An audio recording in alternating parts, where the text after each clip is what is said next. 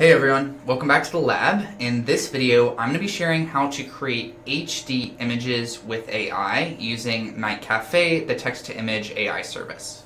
So the first thing I'm going to talk about is kind of like how this text-to-image AI works at a very high level, and then some of the problems that we often face when we're trying to create really good outputs with it.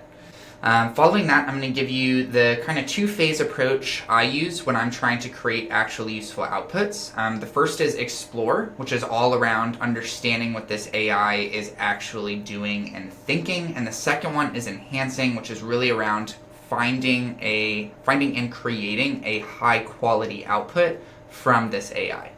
Okay, so let's first just go over how this thing works so that we're all kind of on the same page. So basically the way that these text-to-image AIs works is that it's been trained on like millions of different images that have been parsed from the internet, along with metadata around them, like what are the different styles it is, like what colors are it, like what is in this actual image, is it people or nature or squares or something like that. Then when we actually input text into this AI, it's going to try and produce an image that it thinks matches this text based on everything it's been taught. So in this example here, we're putting feasting and virtual reality, and we're getting this image with like a guy in a VR headset out. Now the big problem that we're really trying to solve in this video is that often when we are talking to this AI, we will have a misunderstanding.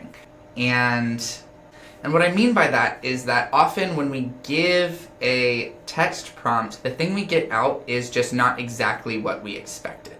And now this doesn't only happen when we're talking to AI, this happens when we're talking to another human in a conversation or when we're coding or something. And so an example of this is like if I say I want a man with a hat, this AI, Night Cafe's AI, will return a bunch of people wearing a hat. But if I actually meant someone with a hat, as in they're holding a hat, then we actually have to change that to make it very clear that this is the kind of image I want out. So this is a very contrived example, but it's illustrative of this problem that we're trying to solve of making sure we're on the same page and producing the images that we actually want.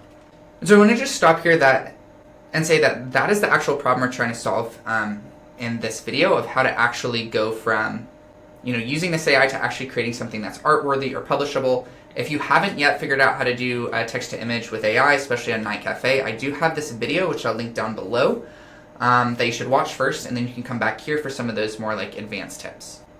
Okay, so now that we know how to use this AI and kind of what we're trying to solve, let's go into the two steps to actually create this useful outputs. So I think the first step here is really to explore, and this is all around really understanding what this AI has learned and what it thinks different words and phrases and stuff mean so that we can give it the exact instructions we need to get that output image that we want.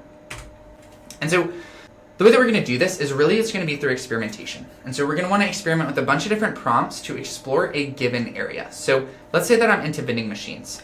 Basically, a good thing you can start with is just give it a vending machine and kind of see what it's returning to you to make sure it understands the vending machines and make sure that it's giving you the kinds of stuff you want.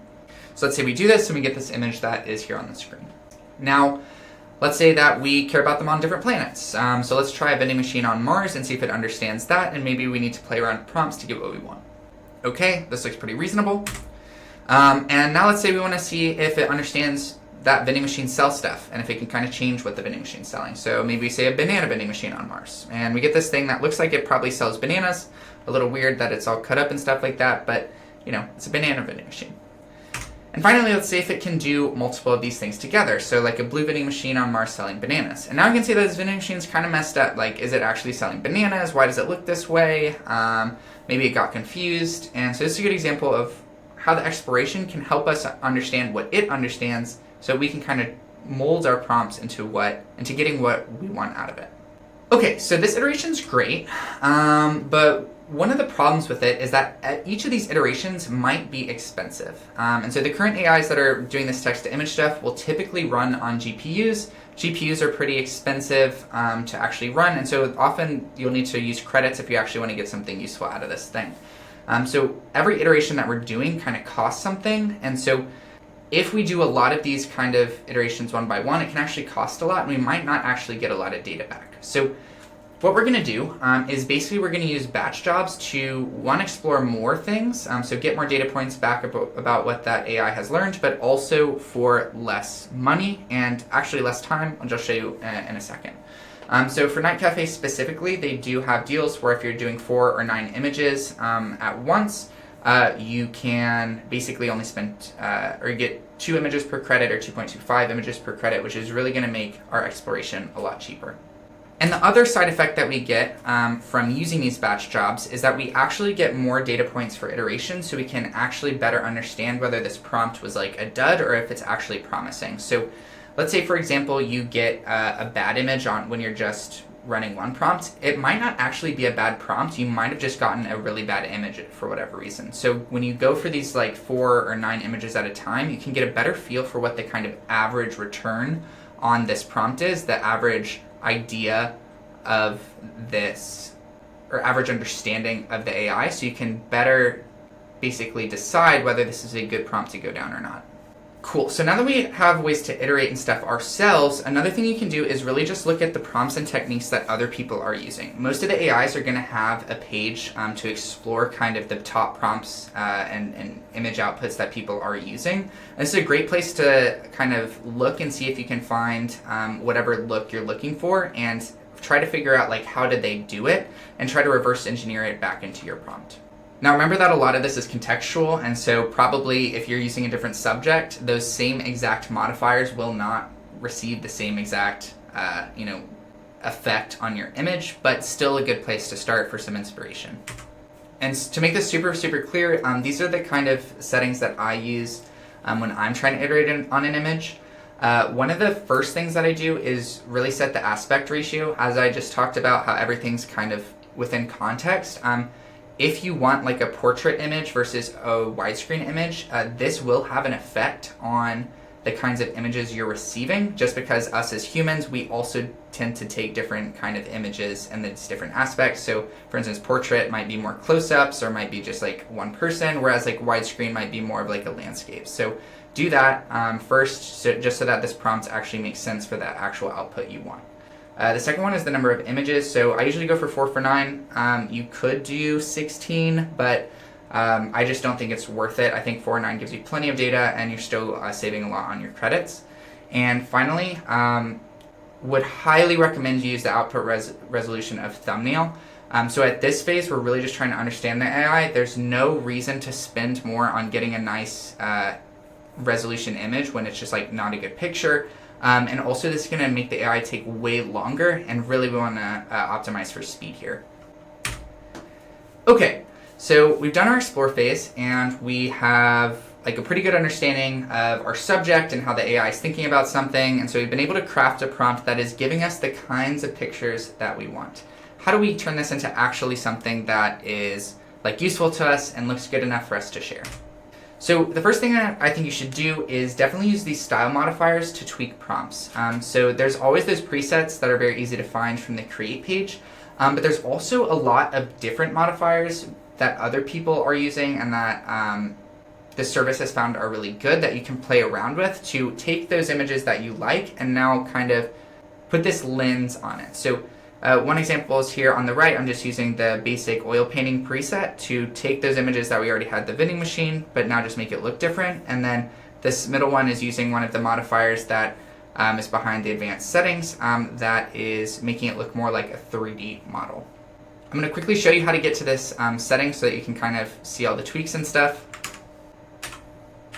So here I am on the Night Cafe page. If we go to create and create this, there's this toggle here for show advanced options, and this is how we're doing the aspect ratio, the number of images, and the output resolution. And if you want these modifiers, you can just click add modifier here, and here's all the presets on the normal page, but then you can see all these different things that other people are using as well.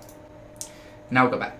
Okay, so now that you found, the right subject to the explore stuff, and then you're finding the right styles that you want to kind of get the look of the image you want, it might still take a while to get like the perfect image for you that's like really what you're thinking, that's really like good enough to you think like taken as the final output.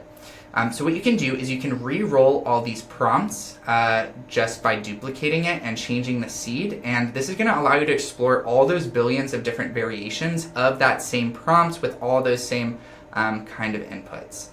So if you feel like you're very close to the final image, but you just can't quite find it, this is a great way to explore in that area and really try to get the perfect one.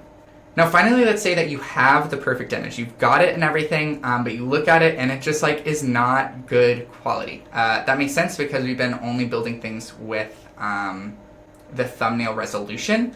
So if we're actually want to share this on like a website or something, we're probably going to want it to be at least 2K probably, or at least 1080p, probably closer to even like 2K and whatever resolution you had. And so what we can use is Night Cafe's built-in enhance feature. There's a button there to click enhance, and what this is going to do is it's going to take that original image that you had, it's going to run it through an upscale AI, which is basically not just going to enlarge it because that'd just be pixelated, but it's going to try to understand what that image would look like if it could have more pixels, and then it's going to output that. A great example here is that I now have two pictures. They're both the same exact size. They're both heavily downscaled, so theoretically they should be around the same resolution and sharpness, but because I ran this through the upscaler, it actually changed the pixels around to make it look more sharp, even though we're only playing with the same amount of pixels. So doing this, so hopefully when you find that perfect picture, this will really help you turn it into something that you can share. Okay. The final thought I want to leave you with is that you kind of need to keep an open mind here and just understand that this is really a conversation between you and the AI, just as how we're conversing with other humans. We might misunderstand each other. We have to be very clear, clarify some things, ask questions. That's basically what we're doing here with this AI. The bad part about this is that it is going to be really, really, really hard to get exactly what you want out of this. So I would really encourage you to keep that open mind, because the good side of this is that this AI is probably going to surprise you a lot with a ton of different ideas that you've never had before. So it's not exactly what you want, but often will turn into something just as good or maybe even better. So if you want more examples of kind of AI art and what it can produce, I would definitely recommend you checking out the Explore page on Night Cafe. And I also just released Artificial Dreams, which are kind of all the outputs that I've chosen. And you can see some of the select outputs at the link here, and I'll put it in the bottom as well. If you have any questions about kind of AI or text to image or how this works or anything like that, let me know. I'm trying to answer them. And with that, give me a follow, and I'll see you next time.